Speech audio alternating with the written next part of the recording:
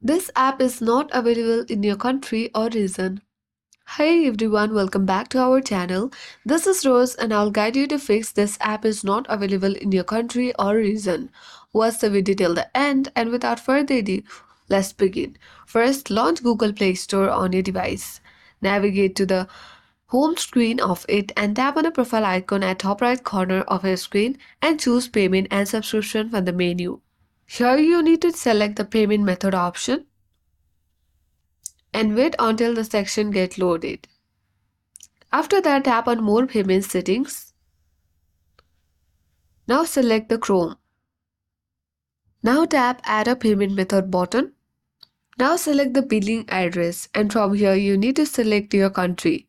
Simply change the region or country and then you need to save the information by tapping on Save button at bottom right corner of your screen.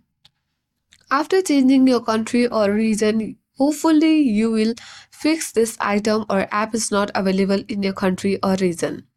If this didn't work, you can use any VPN to change your country. So that's all for today. I hope this guide was helpful. If it was, then do like, share, comment, and don't forget to subscribe.